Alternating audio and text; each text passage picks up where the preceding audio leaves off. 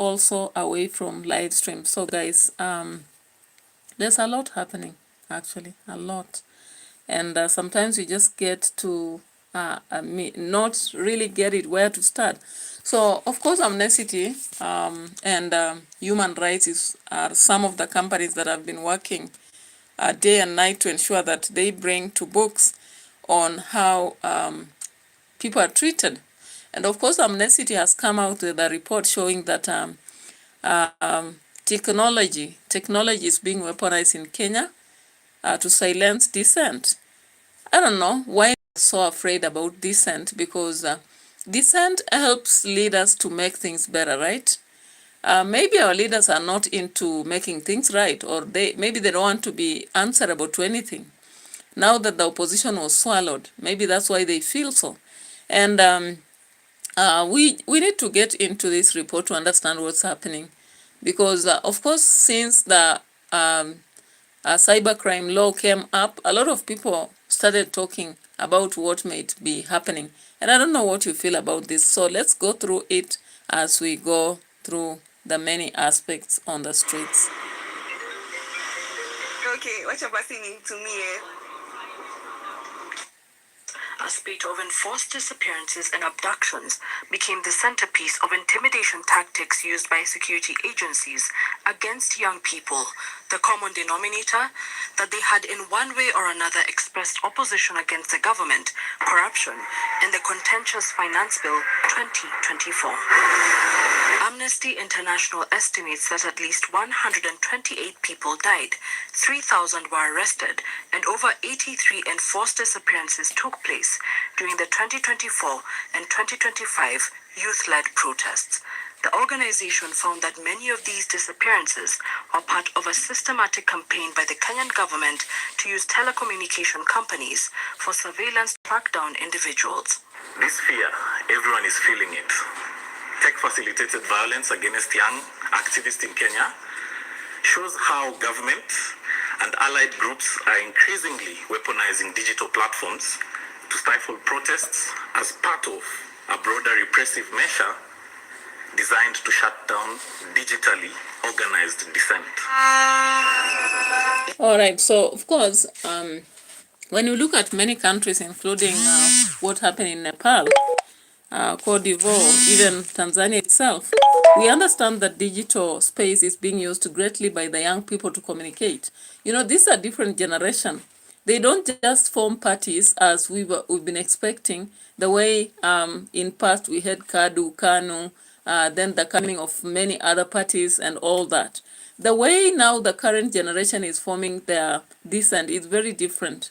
Actually, during Moi, when Raila joined hands with other people to begin their dissent, they could form parties, they could come together, meet and all that. Even during the colonial time, we understand that Africans could meet in a place and then talk about things and initiate. However, now with the digital era, things have changed. Actually, the way even our children will behave is not how we'll behave. It's quite different because things are transforming. AI and all that is coming into place. And now when you look at, for example, how this guy came to lose his life in Central Police, you understand that it was out of technology, right? And he's not the only one. From Amnesty, the report indicates that so many people have died through technology, which was weaponized to trace where they are. Okay?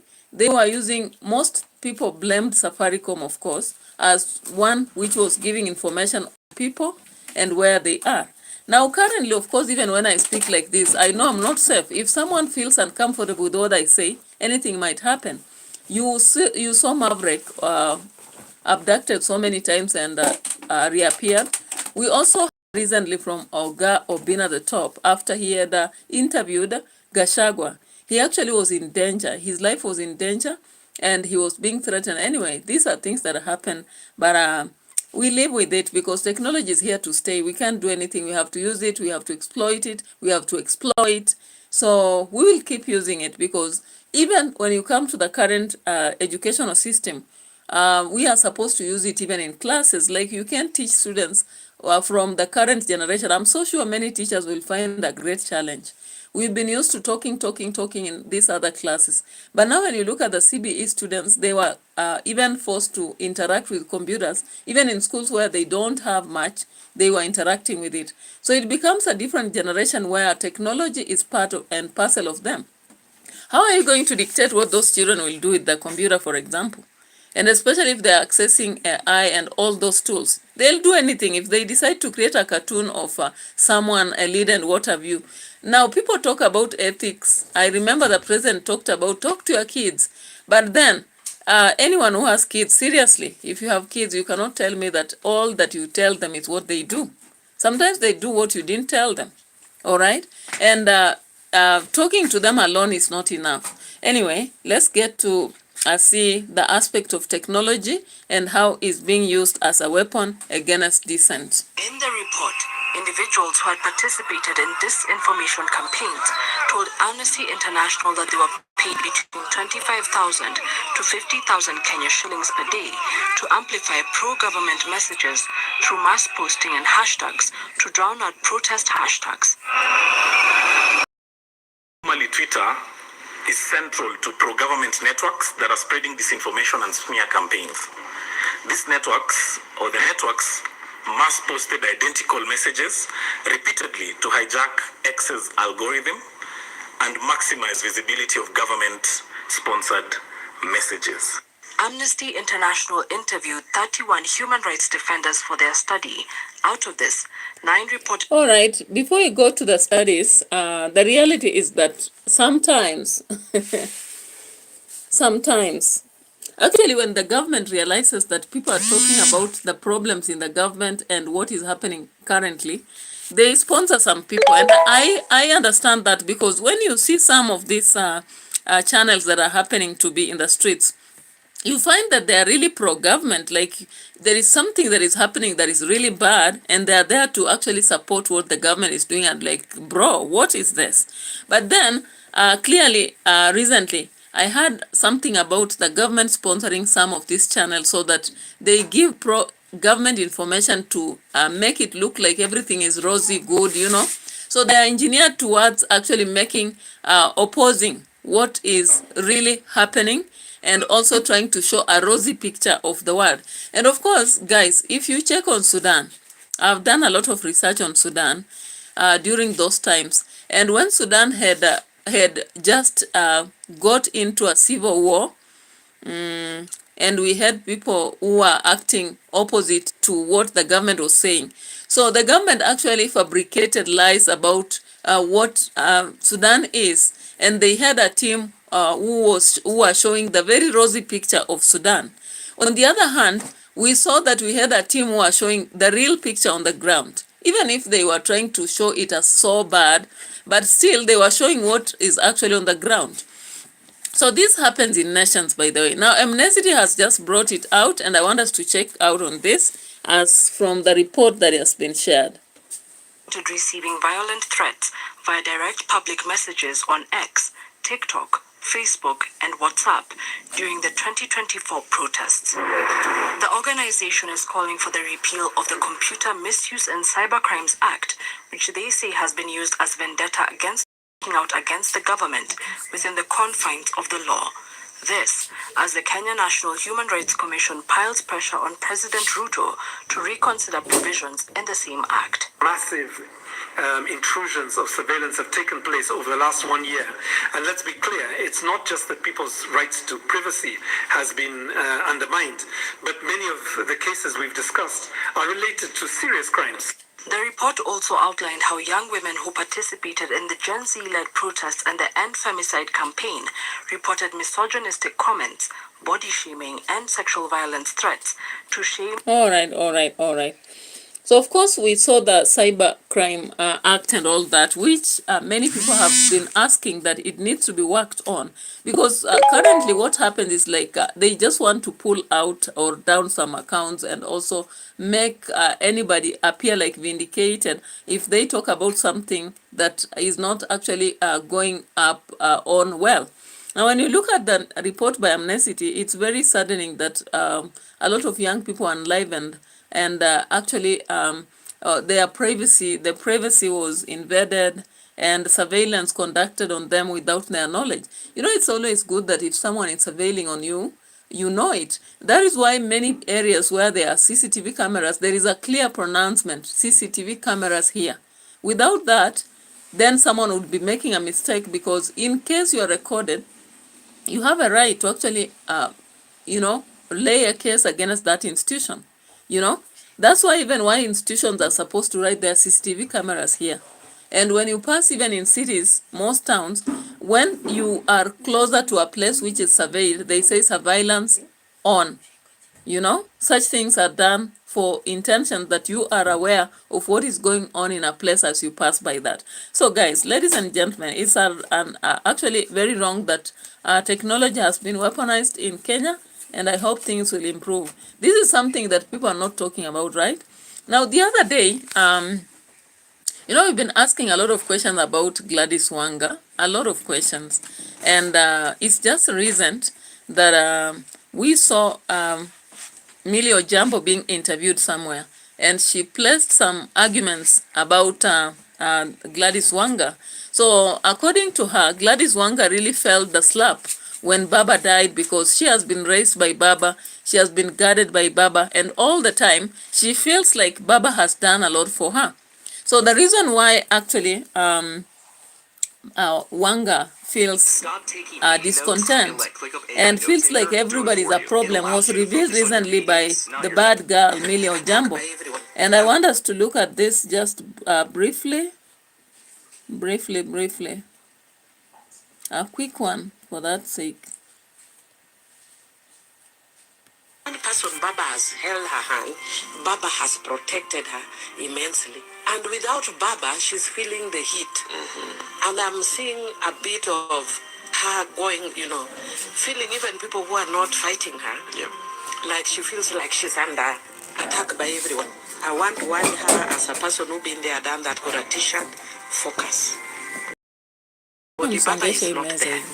So it's something that we have to wait through. Baba has held the hand of Joyce Laboso, Rachel Shebesh, myself, Gladys, Mbombengaru, many. And across. Personally, if that's true, I wish Gladys Wanga a quick recovery. The passing of Raila definitely wasn't easy on her, but... Yeah, so that is a serious discussion going on right there. So I don't know what you think about that aspect of Millie Ojambo and Gladys Wanga. They may not have a problem, but the challenges that they have gone through actually expose a lot about the ongoings right in ODM. And when Millie Ojambo, for example, says this, what do you think the rest think of what he's saying? Because it was a question raised in, in a platform, public platform domain, and that is what she had to say. I don't know, issue that was actually shared. It seems my network is going down.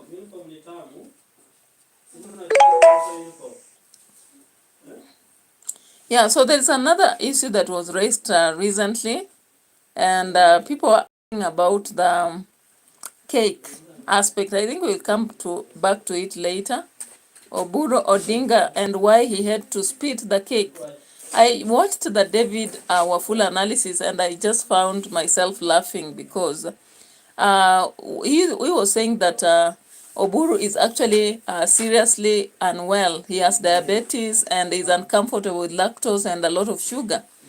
They also said possibly he was doubting, skeptical, because now we saw Fidel dying after coming from a celebration with the rest of the friends and coming back and dying. Then also situations of Raila Odinga's death, many people actually said very differently on social media.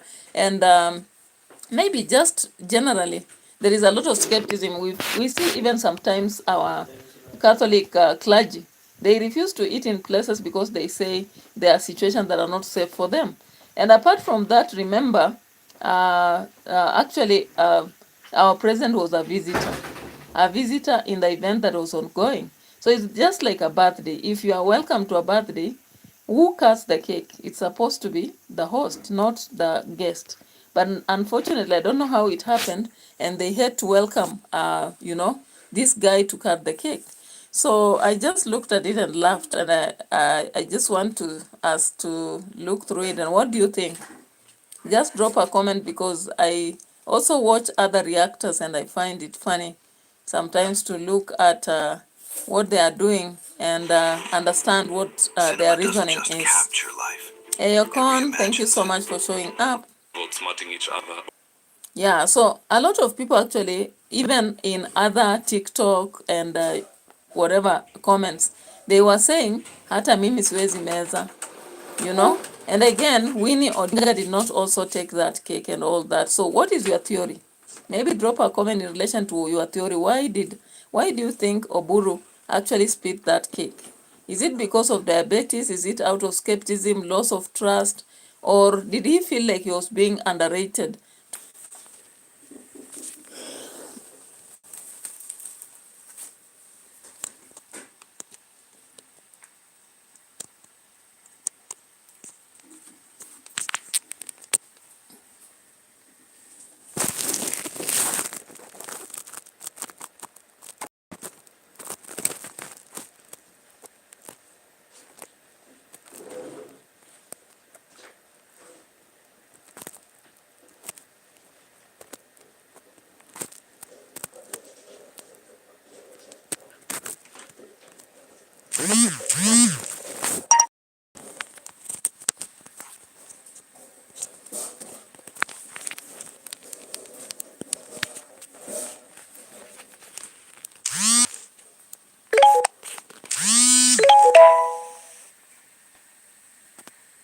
What's happening?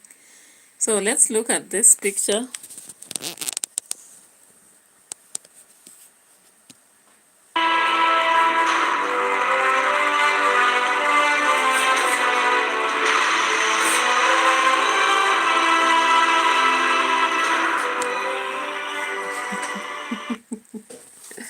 It happened so fast, right?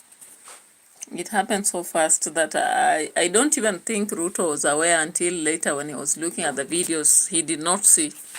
But I may agree with David Wafula actually, who says that maybe it's out of that aspect of being sick and forgetting. You know, sometimes we forget. We can have some condition that is prohibiting us from eating some certain meals, but we fail to consider until someone reminds us on what to do. What is happening on my charger now? Where?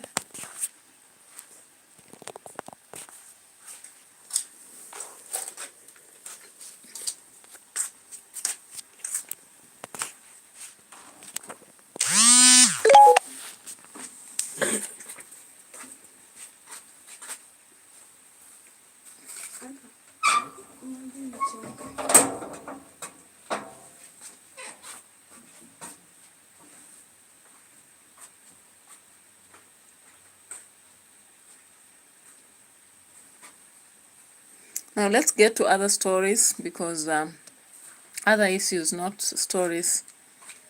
I want us to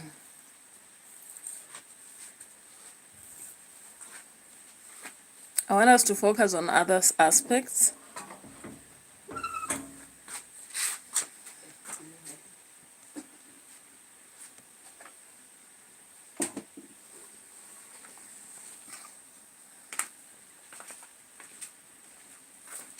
Yeah, so let's look at the Mudavadi actually talking about a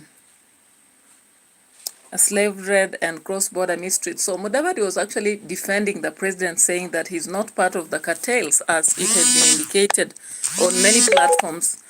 And yet there are people who are saying that he is part of it. So who is saying the truth? Maybe you can let us know.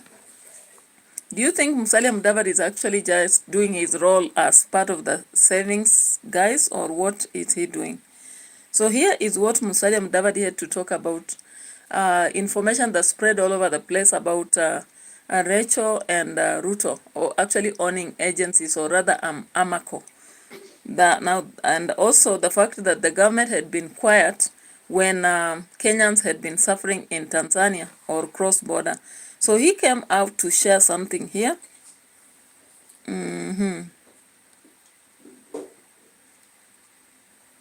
Let me see. History.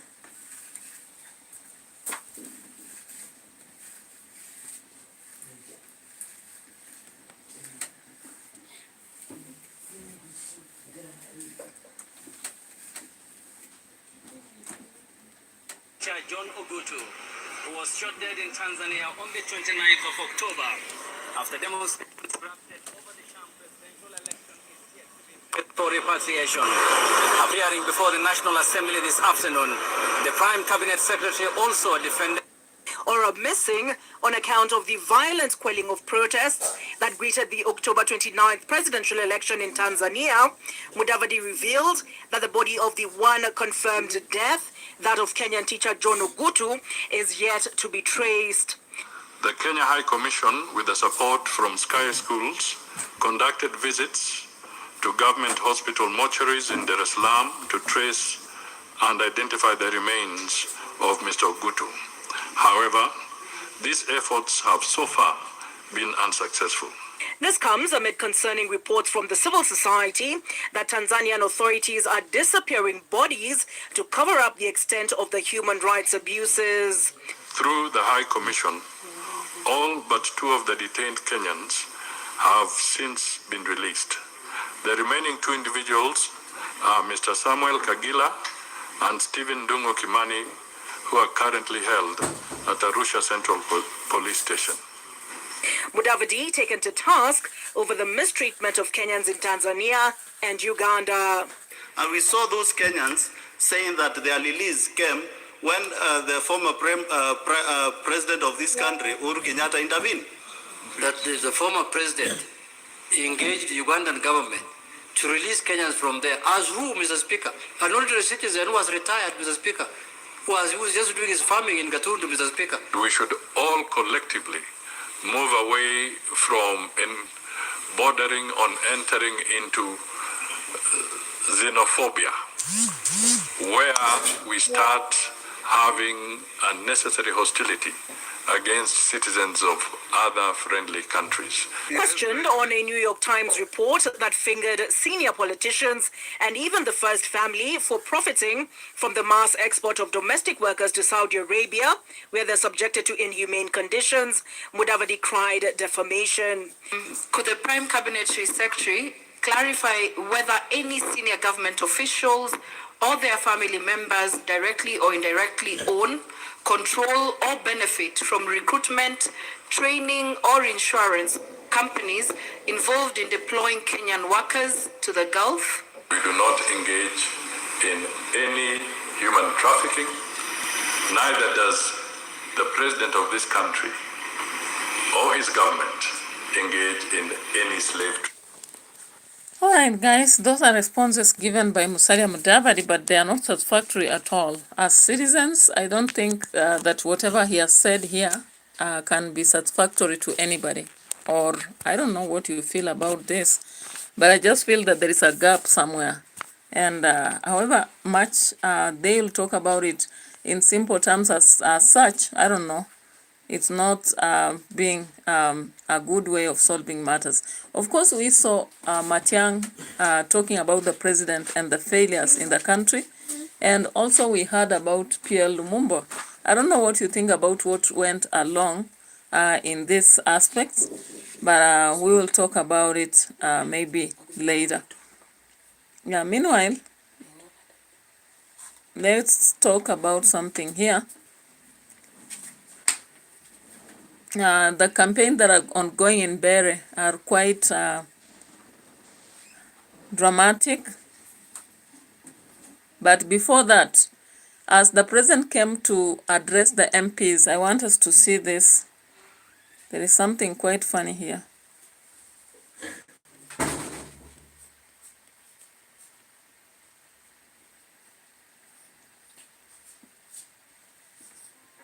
What is this now?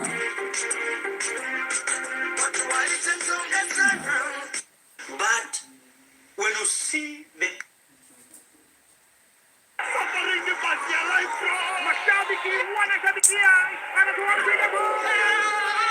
I'm so grateful for your continued support to this channel. Honorable members, estimates indicate that achieving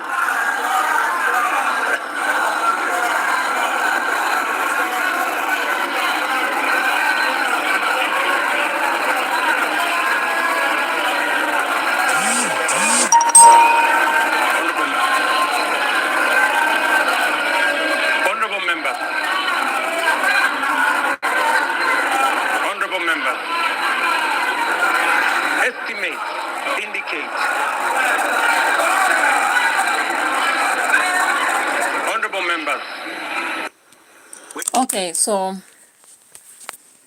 into that, of course, we saw the MPs chanting at the president, because when he talks about estimates, we want the real figures, actually. When he comes to present something before them, he should be giving figures that are real, not estimates, right? Yeah, so to show how serious he is, he should just go with facts, as he has said that whatever he says there is approved, verified, and tasted. Whereas what many people do out there, like the bishop, for today he actually talked about the bishop. He says that the bishop actually comes with fictitious information and wants it to look like it's verified. So no wonder the MPs wanted facts and not just estimated aspects. Okay. Now let's talk about the campaigns in Bere.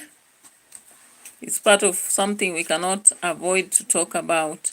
So of course Medu, who was in Brazil, is back. And he began to address the audience here. Let's see this.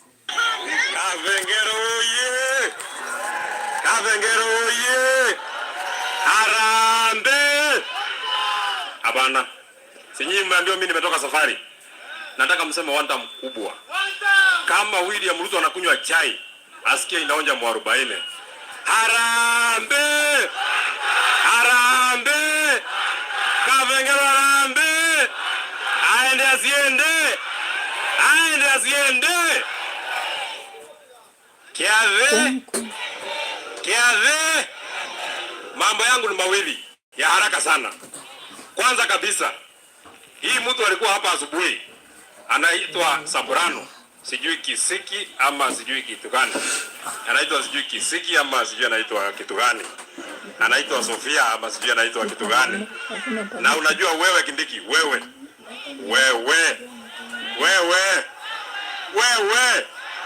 tulikuambia mambo ya wazee, wewe wachana naye. Wewe vita yako tulikubaliana, watu ya kupigana nao ni huyu mama anaitwa Wanjiku Muya, uko unajibizana na yeye, mtaelewana kwa sauti. Sasa huyu Kindiki alikuja hapa anasema ati sisi tukikuja kwa mkutano atuseme candidate yetu atawafanyia nini. Mimi nataka niwaulize, huyu Kalishi alikuwa MCA wa Muminji tamu ya kwanza. Niko kana tiguo. Akafanya kazi, watu wakampromote, wakampatia tamu nyingine. Niko kana tiguo. Kutokea hapo akafanya tamu ya pili huko Muminji, akafanya kazi vizuri, akapromotiwa tena. Niko kana tiguo. Sasa wewe Kindiki, wewe ukiulizwa candidate yako atafanya nini?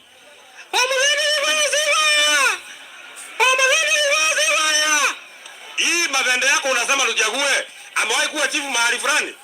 Amewahi kuenda mahali fulani? Hata amewahi ambiwa kanisa yao hesabu sadaka? Baada ya mwaka mmoja saa hii ndio umekumbuka Wambere. Na ile zawadi umekuja nako kwa Wambere. Umetafuta ile kitu unaweza waletea Wambere, umaletea mavende. Hata kama ni madharau wewe Kindiki, ulitafuta kitu unaweza leta hapa ukaleta mavende. Waende wasiende. Aende asiende. Wewe.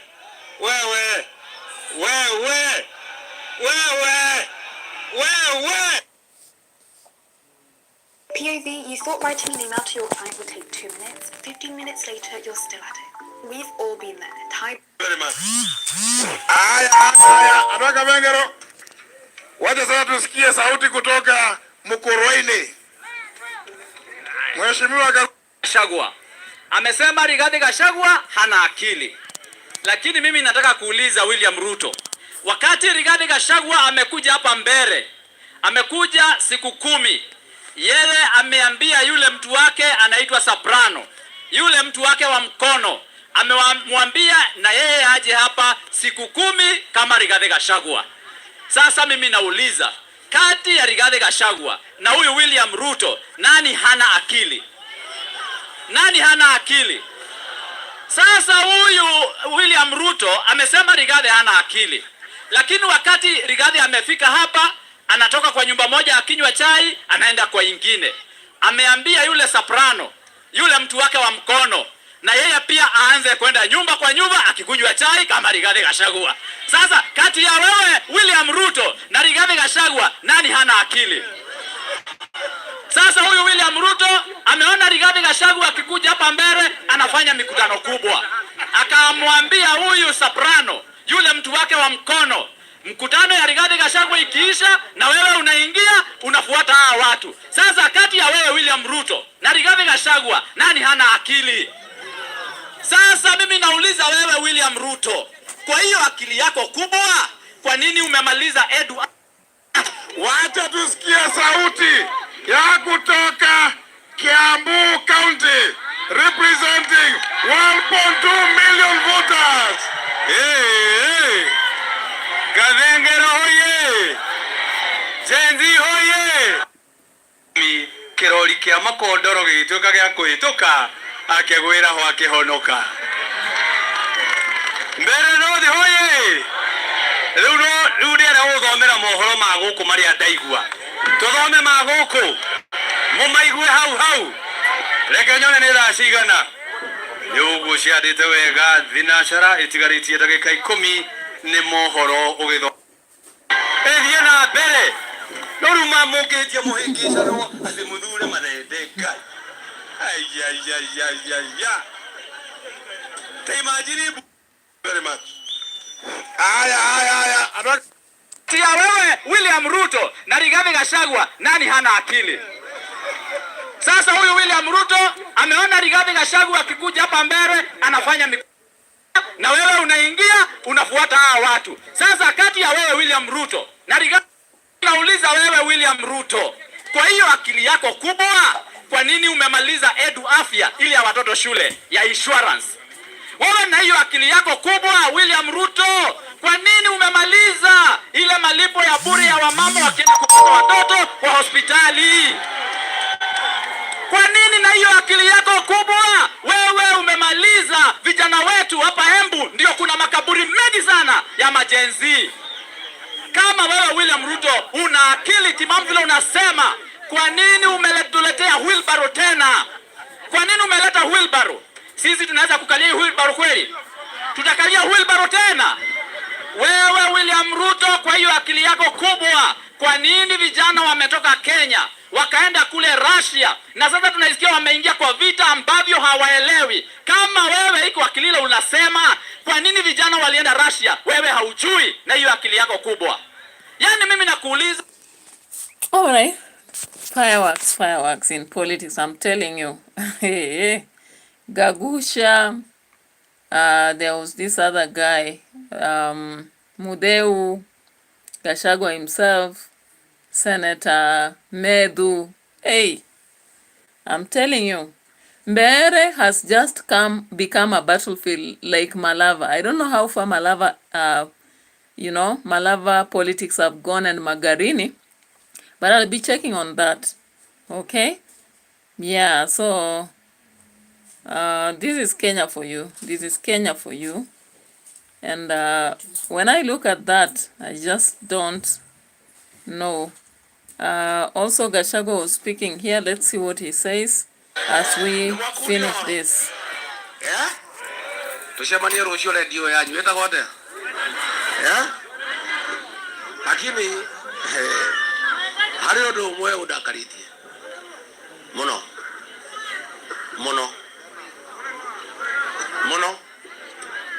Na niye thondia da kuhiokirwo.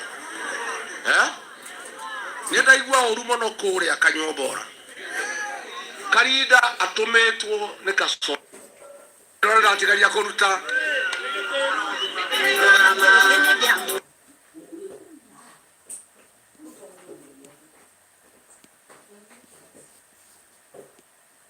Bere emoreke Kenya yo. Mama athura karisu. Chokania nyumba ito ya Momero, Mobere. Hey, the campaigns here just are very funny. Until we are seeing now Gachagua with a hoarse voice. Work today is broken. We're all working And also on in the too other many side, disconnected Kindiki. apps, and it's killing team productivity. Kindiki But for the actually had first to time, address the people in Bere. Let's just look for the specific videos. There's a video somewhere.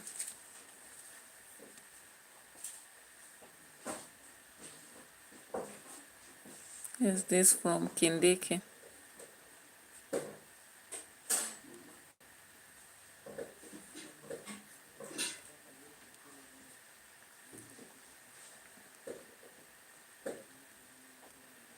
Let me look for this video for Kindiki.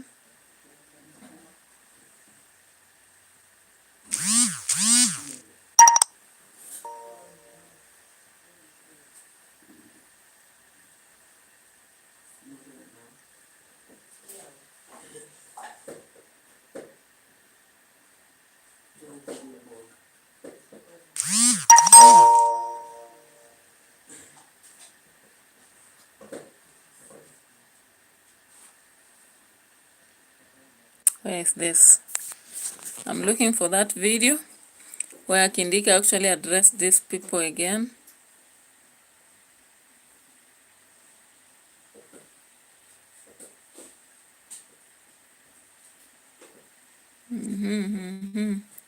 Some few minutes.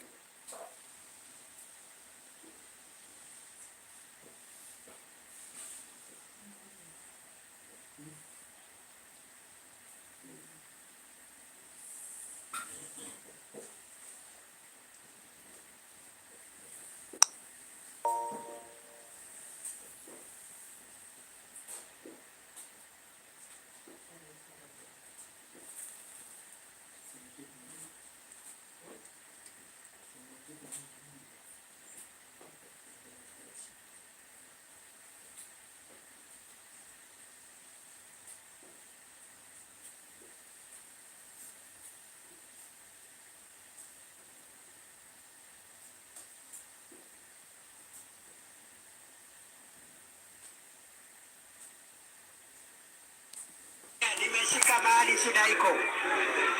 Sikiza, vijana sikiza. Asante.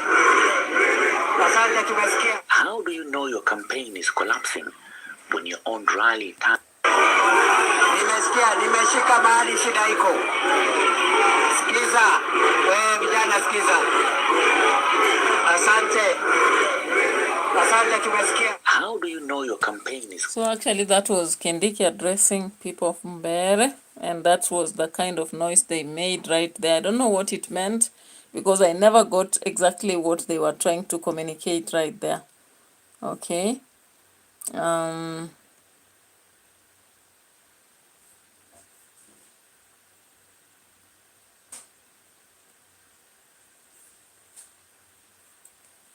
Lakini wakashindwa na kazi. Unajua jameni, ni vizuri tuambiane ukweli. Tuambiane ukweli, tuambiane ukweli. Juzi rafiki yangu ambaye ni rafiki sana, Muturi, alisimama hapa manipale akasema atirokuwa ameanguka mara mingi sana. Mimi nilianguka mara mbili. Si ndio kweli? 2013, 2017 nikaanguka mara mbili, kiti ya mbunge 2022 nikashinda. Wewe Muturi ulianguka 1997 mara moja. Ukaanguka tena 207 mara mbili. 202 ukaiba kule ya mtu anaitwa Muligo. Hata hiyo ulikuwa umeanguka. 207 ukashindwa na Kevuti. 2013 ukashindwa na Jagagua. Hiyo ni mara 4 ama ni mara ngapi? Hiyo si mara 4. Huko wewe unaingia huko ndani, hiyo ni tabia mbaya Kimbere. That is a taboo. Na tunakwambia wewe Rigiji, kama hiyo tabia ni ya kwenu wa Munyoro, uipeleke wa Munyoro hapa Mbere, wanaume au waingii garole.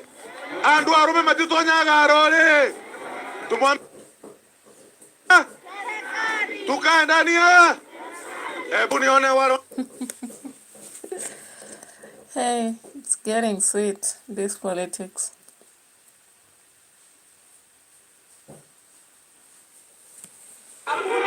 iko kitu tunakosa? Si tuko tu sawa? Tukipata iko makosa? Mtu anamwambia namna hii. Ngoja. Lakini ni vizuri hata kulifanyika hivyo. Sababu angetuweka kwa mtaro. Angetuweka hii community yetu kwa mtaro. Ni fire si fire. Noma si noma. Wacha nione fota. Utachagua huyu muungwana wa Muthende. Atusi mtu.